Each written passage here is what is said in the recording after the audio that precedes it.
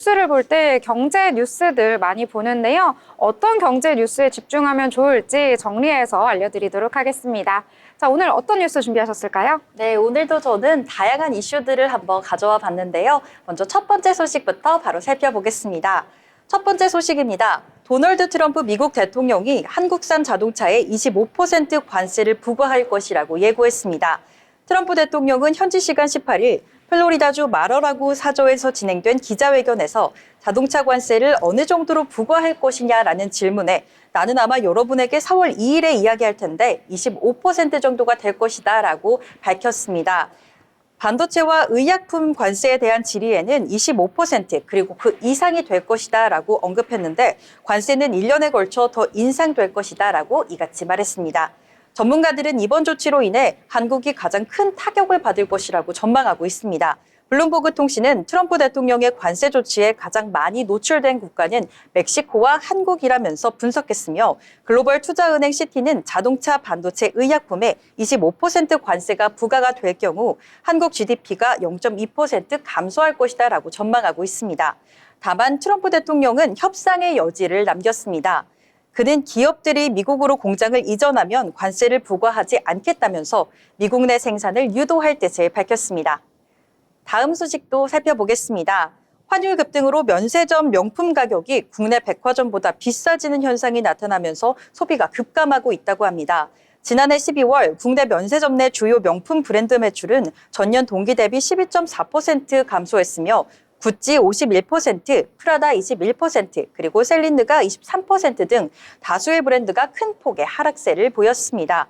이는 원달러 환율이 지난해 말 1471.5전까지 급등하면서 면세점의 가격 경쟁력이 사라졌기 때문인데요. 실제로 레이디 디올 프리지아 카드 지갑과 루이비통 알마 비비 등 일부 제품은 면세점 가격이 백화점보다 2에서 5% 더 비싼 가격 역전 현상을 보이고 있습니다. 여기에 입국 시 관세까지 더해지면 면세점의 가격 메리트가 사실상 사라진 상황입니다. 이러한 영향으로 면세점 업계는 지난해 총 3천억 원에 육박하는 영업 손실을 기록했습니다. 현대백화점, 신라, 신세계 면세점 모두 적자 전환했으며 롯데면세점도 1천억 원대 손실이 예상되고 있습니다.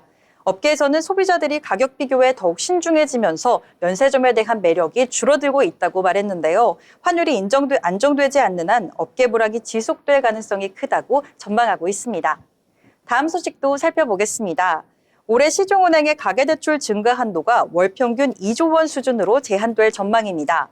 정부가 지난해에 이어 최소 60조 원 규모의 정책 대출을 풀기로 하면서 은행이 취급하는 주택담보대출이 크게 줄어들 수밖에 없다라는 분석이 나오고 있습니다.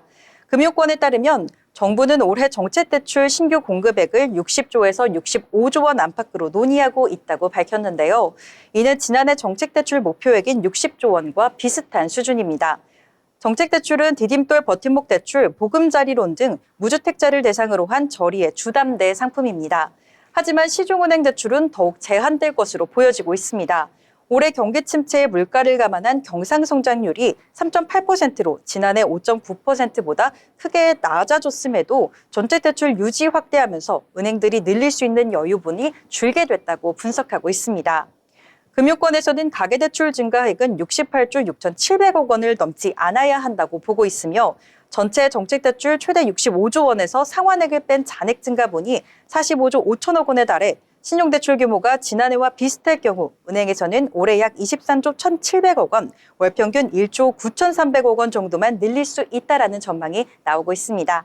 이에 따라 시중은행의 주택담보대출이 줄어들며 부동산 투자 환경에도 변화가 있을 것으로 보여지고 있습니다. 다음으로 도널드 트럼프 미국 대통령이 철강에 이어 자동차, 반도체, 의약품에도 25% 관세 부과를 예고하면서 국내 기업들의 고민이 깊어지고 있습니다.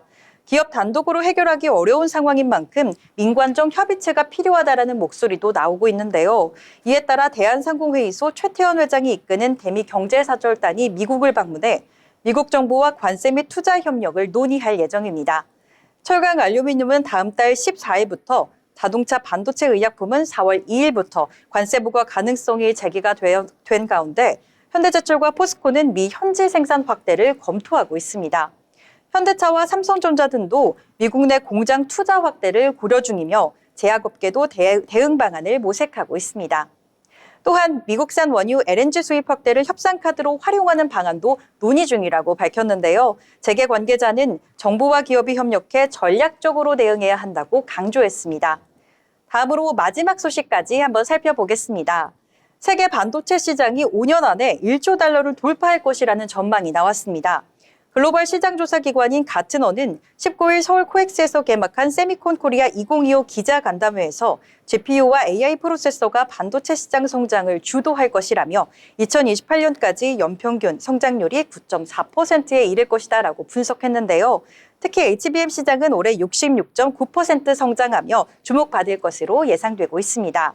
이 같은 시장 확대는 구글, 아마존, 메타 등 빅테크 기업들의 AI 투자 확대가 주요 원인으로 꼽히고 있습니다.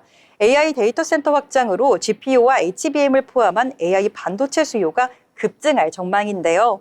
SK하이닉스 광노정 사장은 딥시크 등장 이후 AI 기술이 더욱더 확산되면서 HBM을 포함한 반도체 시장에 더 큰 기회가 생길 것이라고 언급하기도 했습니다. 이번 행사는 약 500개 기업이 참가해 첨단 반도체 기술과 솔루션을 선보이는데요. 삼성전자 송재혁 CTO는 AI 시대의 여러 반도체 칩을 하나하나 연결하는 칩넷 기술이 중요해지고 있으며 이를 위해 설비 소재 업체와 협력이 필수라고 강조했습니다. 급변하는 AI 시대, 반도체 시장의 향후 행보가 주목되고 있습니다. 지금까지 뉴스 브리핑이었습니다. 네, 뉴스 잘 정리해서 알려주셨습니다. 여러 가지 내용이 있었는데요. 그중에서 저는 개인적으로 눈에 띄던 게 바로 면세 관련 소식이었습니다. 계속해서 고환율 시대가 되고 있다 보니까요. 영향을 받는 산업들 굉장히 많은데요. 그중에서도 한때는 황금알을 낳는 산업이다라고 해서 면세 산업이 주목을 받았었는데 최근에 국내에 대표적인 4개 이 회사가요. 영업 손실이 엄청나다고 합니다. 작년 같은 경우에는 영업이익이 약 3천억 원 정도 이 손실을 봤다라는 소식까지 전해져가지고요. 이러한 부분들 함께 챙겨서 소식 전해드리도록 하겠습니다.